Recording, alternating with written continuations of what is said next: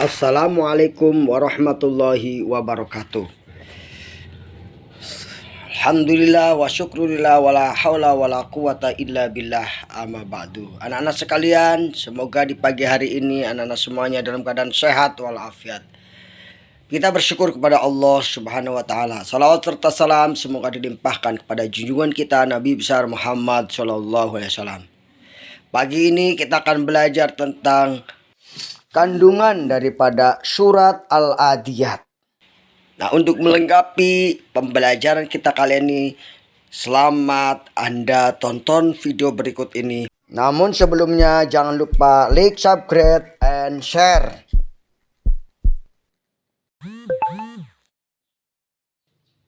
Assalamualaikum warahmatullahi wabarakatuh. Pelajaran Al-Quran Hadis hari ini yaitu pertemuan yang ketiga, yaitu tentang kandungan surat Al-Adiyat. Baik anak sekalian, apakah kalian sudah siap menerima pelajaran Quran Hadis? Sudah Pak? Baik, kalau sudah kita akan lanjutkan tentang kandungan surat Al-Adiyat berikut. Ini.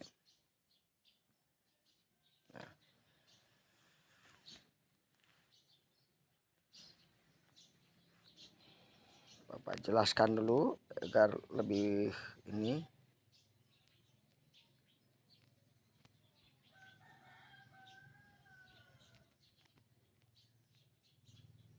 Terjemahannya. Nah, ini. Kandungan surat Al-Adiyat. Kita lanjut.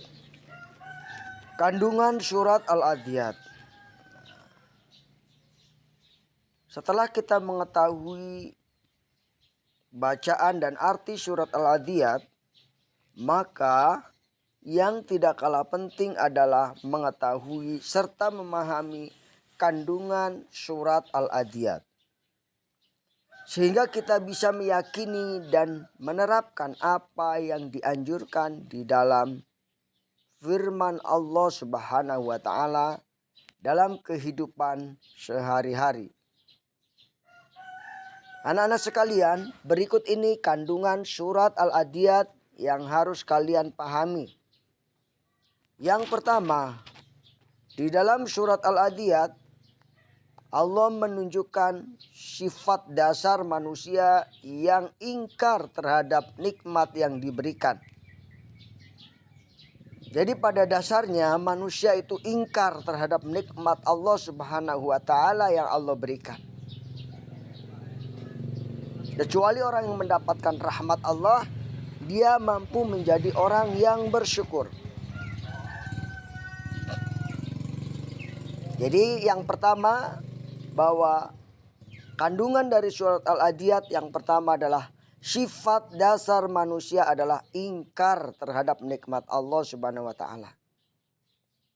Isi kandungan yang kedua, selain itu pada dasarnya manusia sangat cinta harta dan dunia.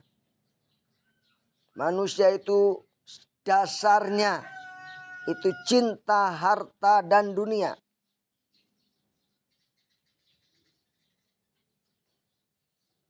Itu sudah dari sananya kalau orang cinta harta dan dunia.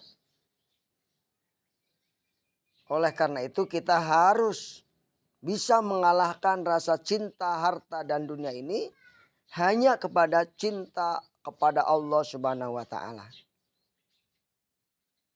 Yang ketiga, kandungan dari surat Al-Adiyat adalah karena kufur nikmat dan cinta harta itu pula sering manusia lupa bersyukur.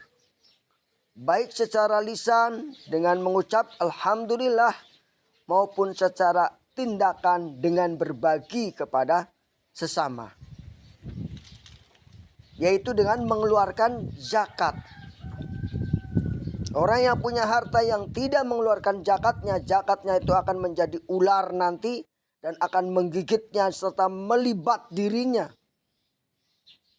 Na'udzubillah summa na'udzubillah. Karena itu Allah Subhanahu wa taala memberi nasihat kepada kita, yaitu dengan adanya surat Al-Adiyat ini, agar kita tidak menjadi orang yang cinta dunia, cinta harta, lupa kepada zakat. Kemudian kandungan yang keempat, melalui surat Al-Adiyat ini Allah memberi peringatan tentang hari pembalasan. Saat ditampakkan semua apa yang ada di dalam hati manusia, dan Allah Subhanahu wa taala yang maha teliti akan memberikan balasan atas sikap manusia yang kufur dan nikmat dan cinta kepada harta secara berlebih.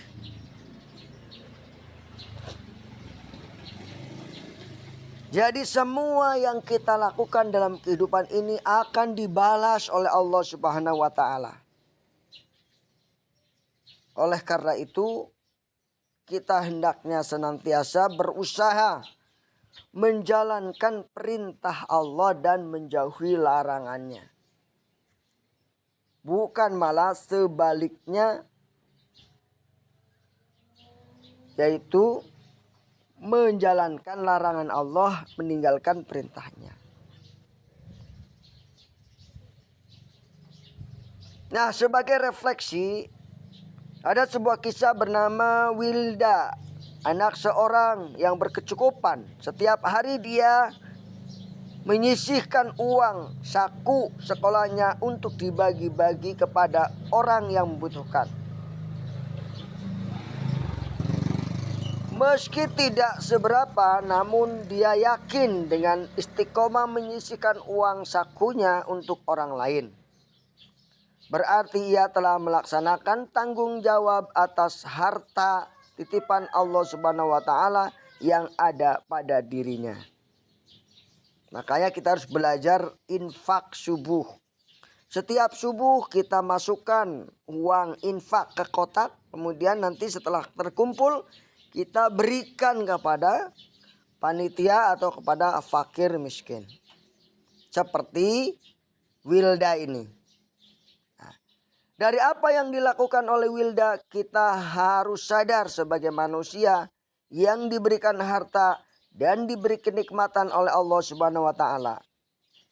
Sebagai hamba, kita harus bisa bertanggung jawab atas apa yang dititipkan Allah. Karena harta hanya dititipkan dan ada hak orang lain di dalamnya, maka ada baiknya kita dianjurkan untuk berbagi kepada orang lain. Terlebih mereka-mereka yang membutuhkan, hal yang menjadi tanggung jawab dan kewajiban kita semua. Lebih-lebih di masa pandemi ini, anak-anak. Orang kehilangan pekerjaan. Orang kehilangan penghasilan. Banyak yang sakit dan meninggal. Mereka butuh uluran tangan kita. Nah, demikianlah anak-anak sekalian, materi tentang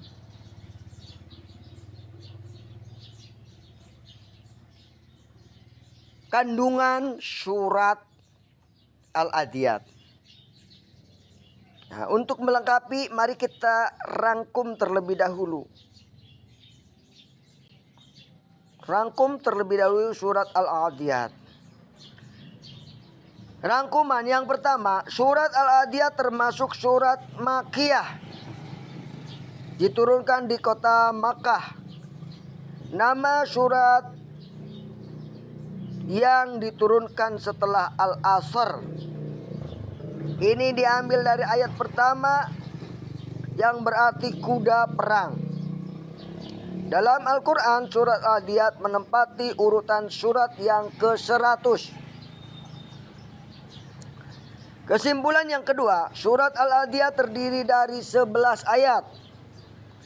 Di dalamnya Allah Subhanahu wa taala menunjukkan dasar sifat manusia yang sejatinya cenderung kufur nikmat dan sangat mencintai harta.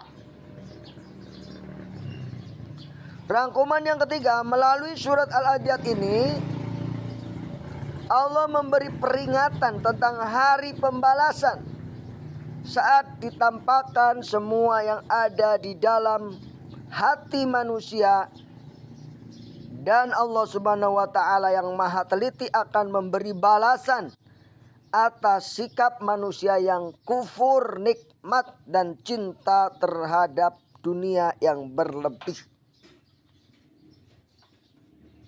Itulah yang dapat Bapak sampaikan. Semoga bermanfaat. Semoga kita menjadi orang-orang yang sadar bahwa dunia dan harta adalah titipan.